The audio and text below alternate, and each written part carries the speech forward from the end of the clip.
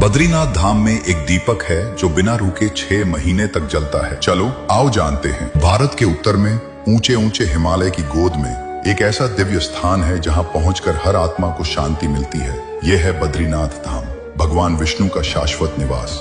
यहाँ की हवा में ही आध्यात्मिकता घुल चुकी है, पर इस धाम में कुछ ऐसे रहस्य भी हैं जिन्हें देखकर विज्ञान भी सिर खुजाता रह जाता है। क्या आप जानते हैं, ये मंदिर 6 महीने के लिए बंद रहता है, पर इसके भीतर एक दीपक जलता रहता है। पहला और सबसे बड़ा रहस्य, हर साल भीषण ठंड और बर्फबारी के कारण बद्रीनाथ धाम के कपाट लगभग 6 महीने अक्टूबर, नवंबर से अप्रैल, मई के लिए बंद कर दिए जाते हैं। इन 6 महीनों में मंदिर पूरी तरह बर्फ से ढक जाता है और वहां कोई मानव उपस्थिति नहीं होती।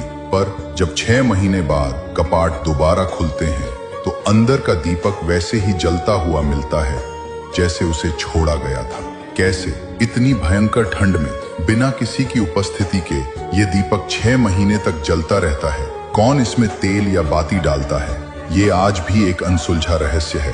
भक्त इसे भगवान बद्रीनाथ का साक्षात चमत्कार और उनकी अखंड उपस्थिति का प्रमाण मानते हैं। बद्रीनाथ में एक और अद्भुत रहस्य है, तप्त कुंड।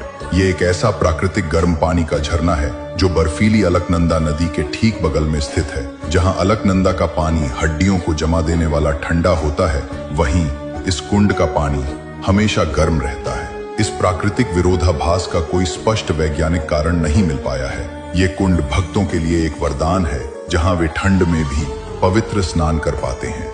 क्या ये भूगर्भीय रहस्य है या भगवान बद्रीनाथ की ही एक लीला? इस मंदिर में भगवान बद्रीनाथ की मूर्ति काली शालिग्राम शिला से बनी है। मान्यता है कि यह मूर्ति स्वयं प्रकट हुई थी और आदि शंकराचार्य ने इसे अलकनंदा नदी से निकालकर स्थापित किया था। यह मूर्ति और इसका स्थान भक्तों के लिए मोक्ष और परम शांति का द्वार माना जाता है। बद्रीनाथ धाम के ये रहस्य हमें सिखाते हैं कि प्रकृति और आध्यात्मिकता एक दूसरे से कैसे जुड़े हुए हैं। ये हमें विश्वास दिलाते हैं कि कुछ चीजें मानव बुद्धि से परे हैं और उन्हें समझने के लिए हमें आस्था और समर्पण की दृष्टि से देखना पड़ता है।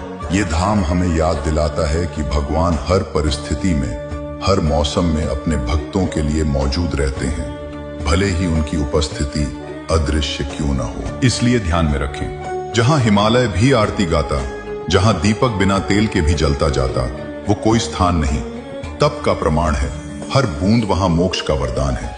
जय बद्री विशाल, जय नारायण, जय नारायण।